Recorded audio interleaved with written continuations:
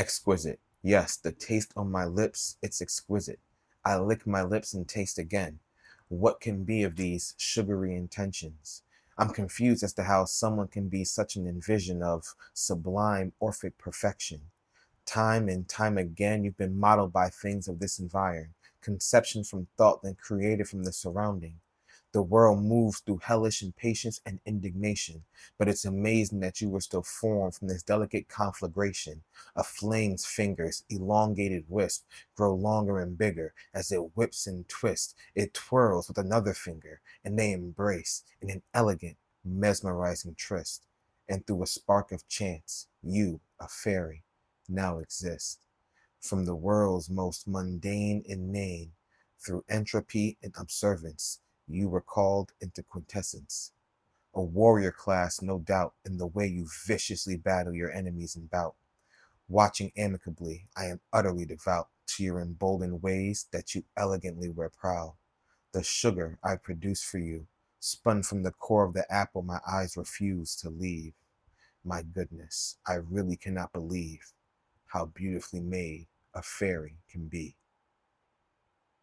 And that was SAF by Cat Sim J, based on an anime called Sugar Apple Fairy Tale. Hey yo, welcome back, everybody, to My Last Brain Cell. Happy Friday, Junior. Happy July. I hope that you guys are surviving this heat. I'm fighting a good fight myself, you feel me? It has been, I think, what some would call a scorcher. 100%. It's been mad hot outside, but I hope you guys are staying safe out there. You feel me? Make sure you stay hydrated and make sure you stay inside if you don't have to be outside. You feel me?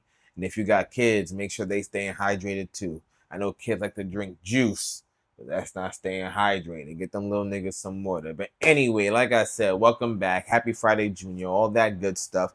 I just want to say this time next week, I'll be in Houston, y'all. I can't wait for DreamCon. I'm overly ecstatic. I'm so excited. You guys have no idea. And of course, I'm going to be bringing the heat with a bunch of content. I think I already told you guys my plan. I like to stay a little transparent with you guys. And then I have some housekeeping to get into anyway. So last year, I went through all 3 days and then gave you guys like some clips after it was said and done and then dropped the whole thing, right? Like that and I dropped the compilation of sorts that captured all 3 days. This time though, I plan to give you guys a clip a day. So you're basically, or at least I'm gonna say at least a clip a day. My goal is to basically bring you guys along with me through DreamCon so that when my DreamCon day one ends, you see my DreamCon day one either on day one or early day two. Same with day two. You'll either see it on day two, like night, I guess the night of day two, or early day three. And then day three, I can pretty confidently say it'll be out the day of, which leads me to some housekeeping. Sunday is typically Sip, Read, Repeat Sundays. The next Sunday will not be Sip, Read, Repeat Sunday. It will be a special episode that I'm actually really looking forward to putting out for you guys. I will not go into any detail about what it is, but there won't be a Sip, Read, Repeat. But with that said, there won't be a Sip, Read, Repeat that week. So just keep that in mind. That week I won't have a Sippy Repeat episode. So we will be behind in a sense. But I plan to make it up to you guys. With that said, a little bit more transparency. I I don't want to become a food channel. That is not something I want to do. I like this, what we have here.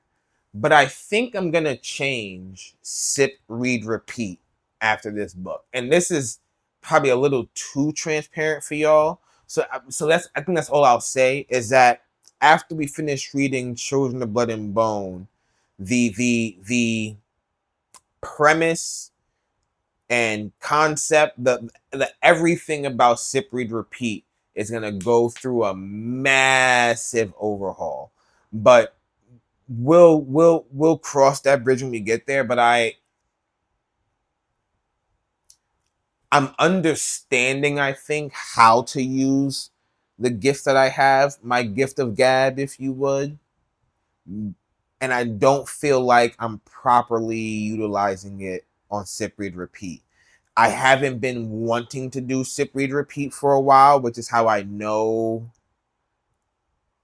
that it's not, because that, Sip Read Repeat initially was an idea for as partners. This was really a partner concept, and that was gonna work because we could go off of each other, like while someone's reading, someone's drinking, and vice versa. Like you can make drinking games out of it. So there was gonna be more of a back and forth vibe. With just me, and I'm not drinking, it doesn't capture the same feel that I had initially. But I think when I make the change again after this book, and you know what? Maybe it won't be after this book. I think I'll give you guys one more episode that you guys are used to for this month, and then we'll switch gears. We'll switch to the other concept that I have in mind. I like that idea. Yeah, that's what we'll do. So we'll wrap up July. So like there won't be one the next cycle of episodes. You know what? Let's check the calendar, shall we? Let's see what the calendar says. So you know what I mean? Because I don't know the dates off the top of my head. So all right, boom. Today is July 2nd, right? So the following Sunday where you guys would get an episode would be the 12th. So yeah, so there's one more Sunday after the next one where we'll do the typical format for Sip Read Repeat before changing to the new one. I'm excited for the new one. I personally think it'll be better received.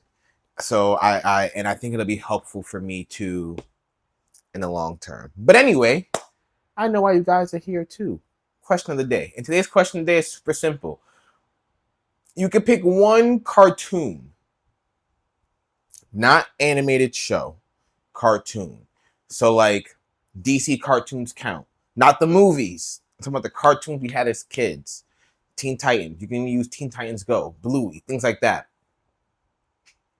What cartoon show do you think would benefit the most? Or not, benefit's the wrong word. Which cartoon show do you think would be slightly more entertaining if they had curses in it? I have been rewatching a lot of DC animated shows. I watched the Batman animated series, Superman the animated series. I watched Batman Beyond. I watched Justice League, Justice League Unlimited. I just watched Young Justice. I got through a bunch, and I've been watching some of the movies. But I really wanted to watch the cartoons. The only one I haven't watched yet, and now that I think about it, I probably will, has been Teen Titans.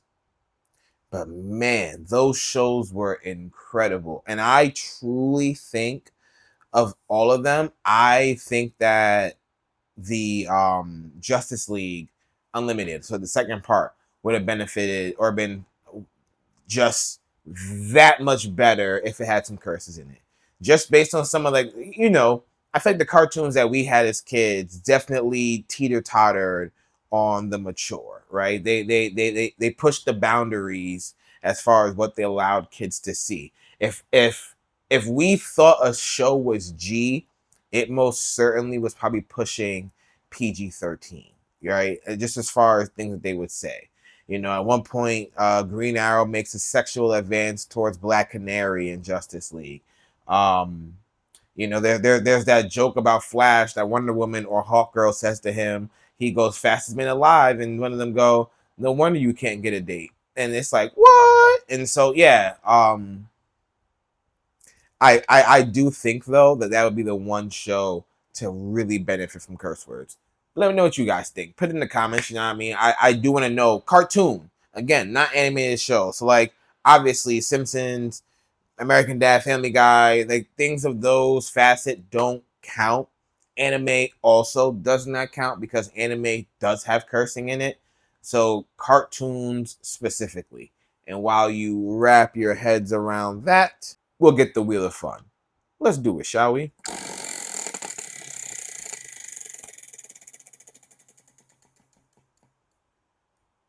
All right, I didn't want to go backwards. Manga. Ooh, it's been a grip. So let me first of all say this. I'm going to backtrack just a smidgen. When I get to DreamCon, one of the things I'm going to make sure I do is speak the gospel of Kagurabachi. I need everybody and their mother to lock in for Kagurabachi. I actively read Kagurabachi. We haven't talked about manga on here for a grip, so I haven't been able to talk about Kagurabachi. I need it. The anime is coming out in April. I was gonna do a reaction video to it, but I didn't know how to properly do it without getting hit with like copyright infringement and things. I don't need that for my little itty bitty page. You feel me? So I didn't even try, but I am overly ecstatic for Kagurabachi to come out. Oh my goodness. April is basically right there. I can taste April. Pause. That's crazy. But you know what I mean? It's right there. So I'm super excited. But yeah, the one thing I'm gonna do when I do my interviews is just ask one of the first questions. Are you reading Kagura? Oh, before I let them go, actually. It won't be one of the first questions. I have other like actual worthy questions, for lack of a better word. But one of my closer will be, are you reading Kagurabachi? Do you know what Kagurabachi is? And if you don't know, allow me to put you on to Kagurabachi. So we haven't talked in a while. I think the last time we talked, Samura, and I think the last time we talked was actually right as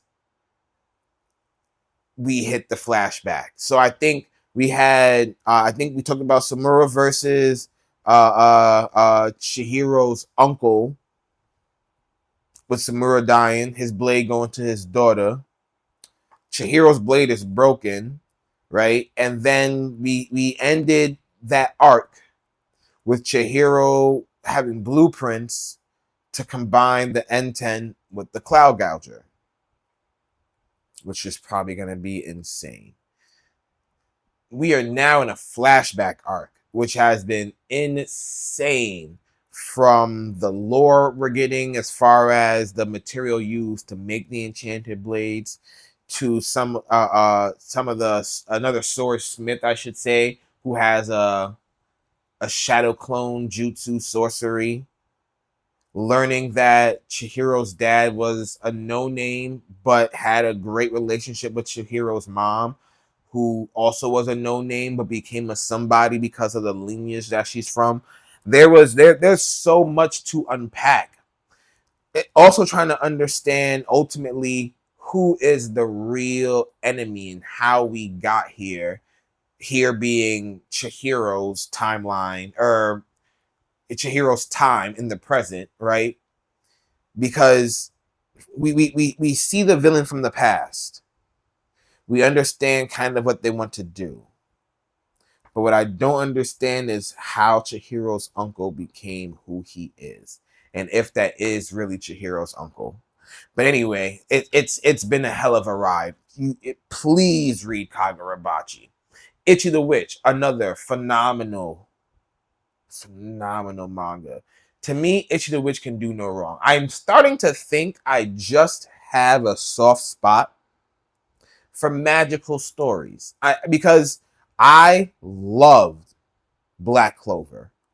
Like when the Black Clover anime came out, it became one of my favorite animes of all time. I tell everyone I know to watch that as well.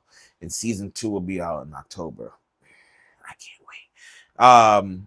But Itch the Witch came out, and I was feeling Itch the Witch for a grip. Having Discaris doesn't hurt. You got a Betty in there like that, you know what I mean? It makes the story awesome too. But the story is great. The progression of the story is great. Some of the twists and turns in the story are amazing. And I'm sure that it'll be next up for an anime. Yeah, where we are right now, we have a little bit of a mentorship battle between Ichi's first mentor and Minataka, I think his name is. Or Minakata, one of the I think it's Minataka.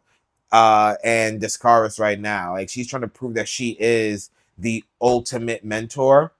and her petty side is showing. It's hilarious. But we just came off a crazy action-packed arc. We met a new group of people, the Magic Keepers. Itchy the Witch is great. Itchy the Witch is great. Shinobi Undercover, also really fucking good. I will say, as much as I don't think these anime or these manga will be going on for 7, 8, 9, 10 years, I do think over the next 6, 7 years, and I hate that I said that, but the next 6 to 7 years for all these manga will probably be great. They're definitely gonna go, I think, through 2030. All three of those. Kagurabachi, Ichi the Witch, and Shinobi Undercover. I truly believe we'll get at least 400 chapters for those. Kagurabachi, you know what? And let me rethink that, because a lot of them are already in year 2. A lot of them, like Kagurabachi's already past 100 chapters. I want to say they're at like 130. Shinobi Undercover and Ichi the Witch haven't celebrated their 2-year anniversary yet, but they're a week apart. And I want to say they're both at like 93 and 94 respectively. And I want to say it's Ichi the Witch that came out first. I do still think that they'll go to like the 400s, but that only realistically means that that'll be like 6 more years. Okay, yeah, my statement still stands. So I do think that they'll go through 2030, but I am interested to see what the next few years bring as far as manga, because I don't even think I realized how many manga I read until the other day. I was scrolling through Shonen Jump, just scrolling, just seeing what they had, just mindlessly scrolling. And I came across at least 6 stories that I read that were axed way too soon before any real developments could happen. There was one called Zipper Man, which had a really weird concept but was awesome. There was Dororo, which I think I would liken to probably a softer JJK. Like there are like malevolent spirits like around, but I don't think it was as dark as JJK. Samurai number 8. I'll never forgive Kishimoto for dropping Samurai number 8. I don't know if they axed Samurai number 8 or if Kishimoto just wanted to get back on Boruto. I will never forgive the axing of Samurai. And you know what it is when it comes to the axing of a manga? You start reading the chapters, and you can feel and see the progression happening way too fast, and you don't get an announcement until like a week or two before the manga actually ends. But the progression has happened like 3 weeks prior to that article coming out, to that information being available to the public. You feel me? So you're reading it going, hold up, how do we get here? Like Samurai number 8, it felt like we were about to get like a mini tournament arc. And I remember me and my friend were talking about like, yo, this will be great when they animate it. They'll probably expand this, and this. This will be great. And then all of a sudden, a high level enemy came back. We were both like, hold up, wait a minute. What is this nigga doing back here? Yo, are they about to cut this story? Oh, my heart was broken. I am very glad that a story like Mashle was able to come to its full end. Chainsaw Man, I've seen a lot of stories come to their natural, rightful end, I don't think, though, hold on, now that I think about it, the stories that I read to their completion, I don't think I read when they first started to be serialized. Like I didn't start from chapter 1 for any of those.